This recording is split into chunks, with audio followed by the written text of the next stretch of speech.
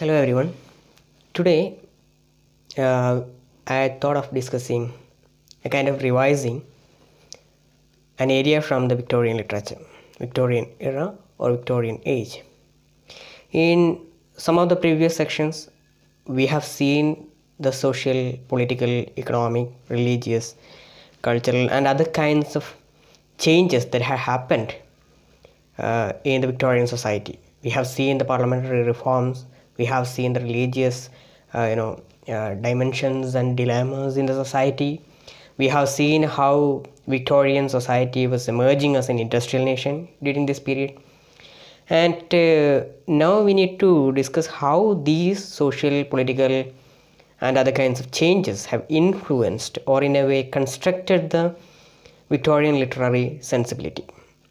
So today specifically I will be revising some of the aspects of, not everything, but some of the aspects of the Victorian literature, especially the Victorian novels. So you know that the Victorian society, or especially the Victorian literature, is famous for its very famous novelists, and you know some of the names, and some of these names are so popular that everyone knows.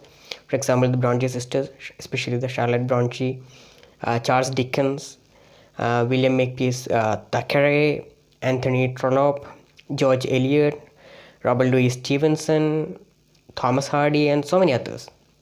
And we have seen in some of the sessions how the publication of the Pickwick Papers by Charles Dickens emerged as a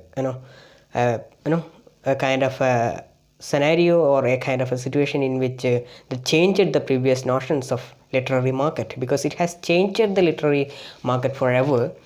Maybe because of the reduction in the taxes, the penny taxes cancelled, and newspapers became so cheap, and we have seen how this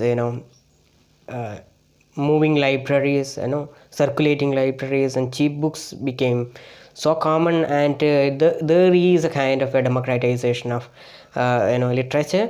Normal people, the common people, started reading and getting into the literary market, and this has resulted in the proliferation of literature, and especially the novels. And even the novel is not a new genre of literature during this period, because we have seen in the previous centuries as well the novelistic form, but it became so influential during this period. Especially we talk about the Pickwick Papers by Charles Dickens, and Sartur Resartus by William Makepeace Thakaray. But however, even if we say that the Victorian sensibility, the Victorian novels, they have their own sensibility, and they have their own forms and and thematical constructions and thematical aspects and everything, we can still say that the romantic impulses still has some kind of an influence on the Victorian novel. For example, we have seen how you may have already familiarized with the romantic novelists, for example, such as so Walter Scott, the romantic writer, and also the father of historical fiction in English, and Jane Austen, etc. So there was at one end the influence of the novelists such as Walter Scott and Jane Austen, and also Charles Dickens may have influenced some way by these novelists as well. And two special types of novels which we can see during this period are silver folk novels and Newgate novels. I have discussed this silver folk novels and Newgate novels before as well, some of the major novelists during this in this category. So silver folk novels talks about the life of the high society, the upper class society, whereas the Newgate novels narrating the life of the criminal life. And I think I have mentioned in one of the previous sessions one notorious incident, a murder incident and murder mystery that happened in the Victorian society. You can maybe it can be taken as a cue or something. You can look back into the history books and see which was that incident. And we have seen also that even newspapers, they started these kinds of sensational kind of newspapers started during this time with specific columns for talking about sports, women's columns and crime news, etc. They started proliferating during this period. So these have some kind of an influence in the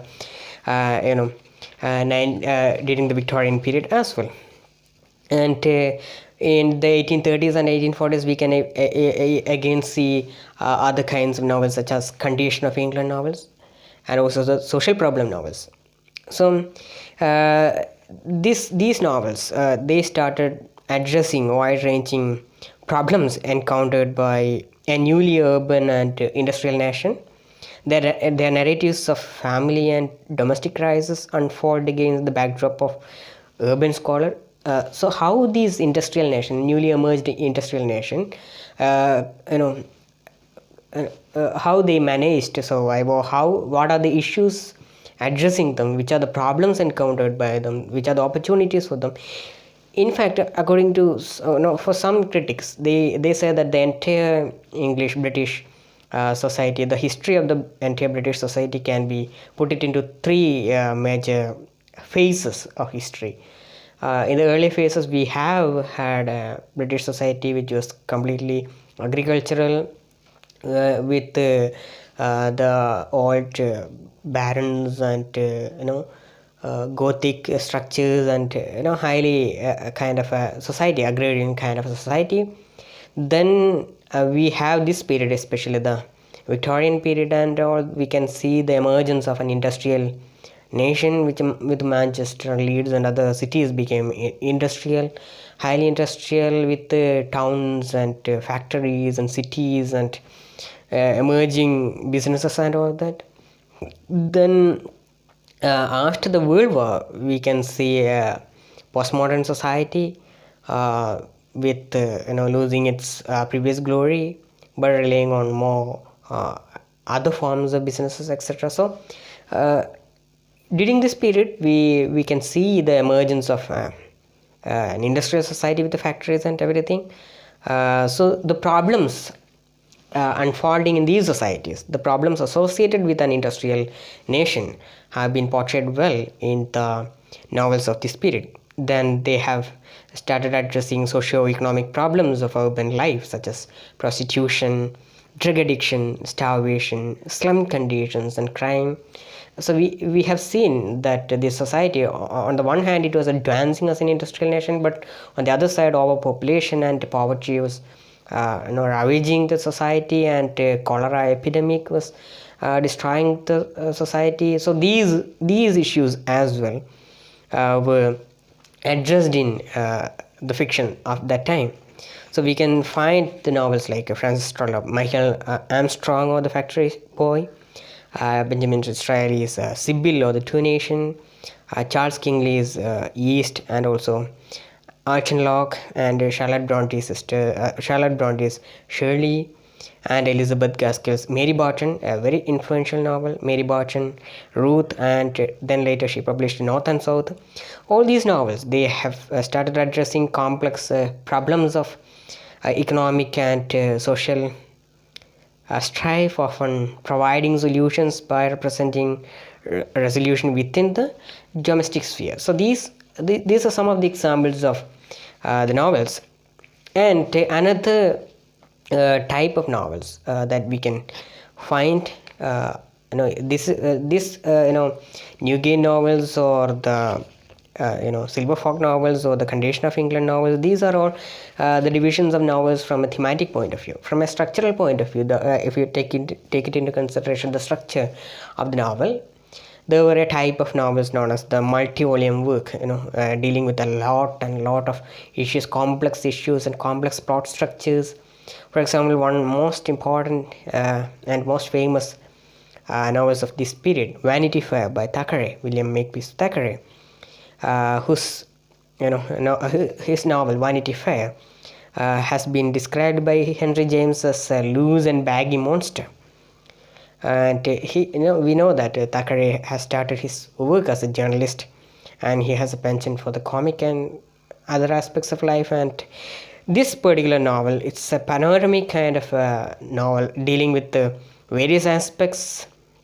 So there were some such novels like as I have already mentioned, Thackeray's Vanity Fair is a multi-volume kind of a work, and Charles Dickens on Bleak House and Little Dorrit are the same kind of and George Eliot's Middlemarch is a multi-volume kind of a work, and Daniel Geronta is also another work by George Eliot, which is also filled with a complex plot structure and etc. Then again, if you go back to a kind of a thematical kind of thing, especially some of these novels, they can be regarded as didactic because they were or conveying some kind of a moral message in their writing.